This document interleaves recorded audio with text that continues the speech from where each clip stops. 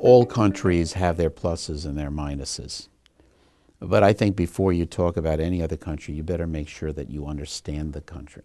I would say that 99% of Americans have no idea what the real China is like. The view of China by the average American is completely shaped by the media. The media often has no idea what they're talking about. It's the media, as you know, all around the world is all about sound bites and quick reporting.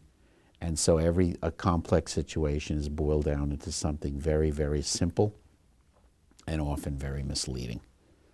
And so I'm not suggesting that China or the United States or any other country can't do it better, that we don't have problems we need to solve. We all do. But I think you really need to understand why a certain culture or a certain country behaves the way it does. The reality is, regardless of what country you're from, we all have the same fears, the same joy, the same sadness, the same positive feelings as well. We express them differently. Our body language is different. Maybe the way we talk is different, but it all boils down to the same things.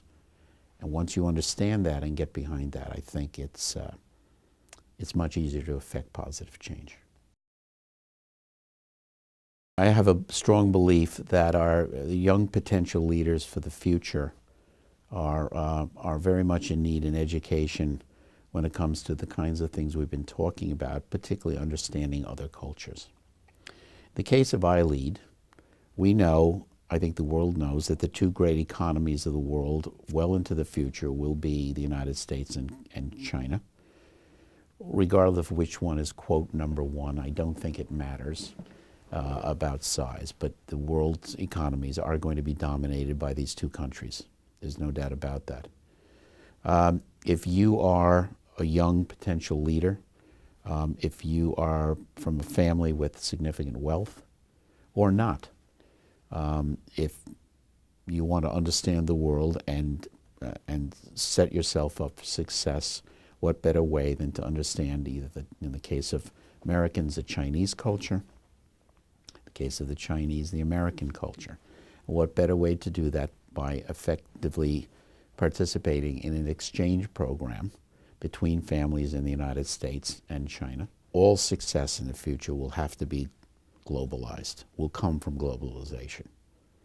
And I think understanding one other culture brings you great wisdom, because in understanding another culture, you understand in a certain way all cultures, in that you understand that there are differences, that your particular culture, we in the United States, don't do everything right. Yes, I love my country very much, but you know what? There are things we can learn from other people as well. I'm sure Chinese would ultimately feel the same way. It doesn't matter what area of the world you're from. I think it's very important. And it's a wisdom you cannot explain in words to other people. You just have to live it.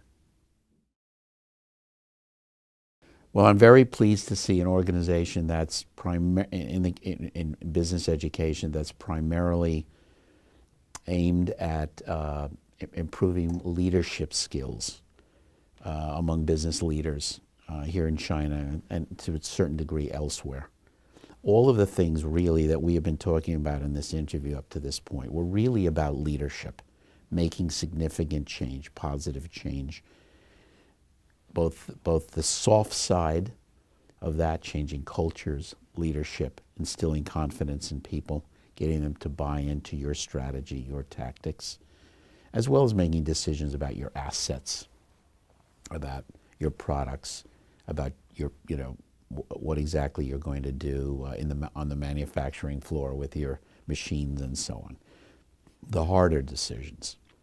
And that's what leadership is all about. It's balancing all of those things and understanding, I think, the behavior, the needs and wants of human beings.